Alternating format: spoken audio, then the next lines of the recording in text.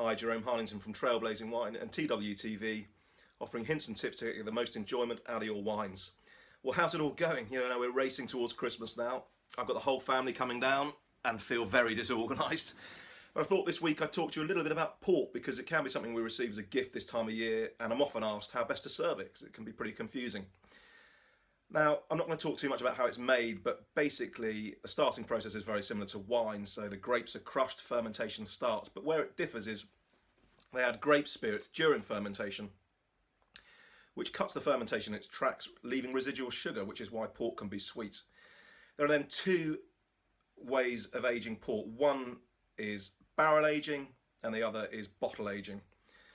Now, within the principal styles of port, you have a tawny port, which is always barrel aged, and a ruby port, which can be barrel matured, but is often also bottle matured. Now, on the tawny port side, this style of port is lighter, so even the most expensive tawny ports that have been aged for 40 years, there's no need to decant them, there's no sediment in bottle. These styles are lighter, they're delicious, so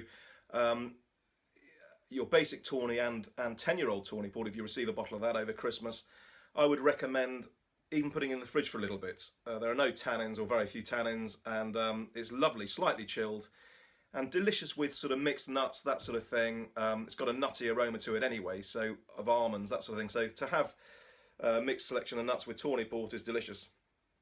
The other style of port, the ruby port, now these are barrel aged for a little bit, but then they're generally put in bottle. Now, whether or not they need decanting is whether or not they've been filtered. Now, your basic ruby port and basic late bottle vintage port that you may well receive as a gift, there's no need to decant it because it's been filtered at bottling.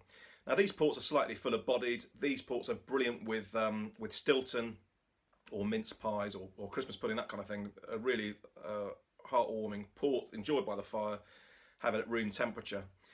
Now, the more expensive ruby ports are not filtered when they're bottled. So on the label, even if it's a late bottle vintage, it may well have, it hasn't been filtered, unfiltered. So you have the vintage year on the bottle, and it also say unfiltered. Now, with those ports, a sediment will have deposited in the bottle, so you'll need to decant them. This is the same with vintage ports. Proper vintage ports will become more expensive. They'll have the vintage name on the bottle. These ports do need decanting. So I hope that helps. Now, if you have any questions, please just drop me a line. I really would love to help on that. And if you've enjoyed this video and enjoy these hints and tips, please share with people you know that enjoy wine. I'm really keen to spread the word.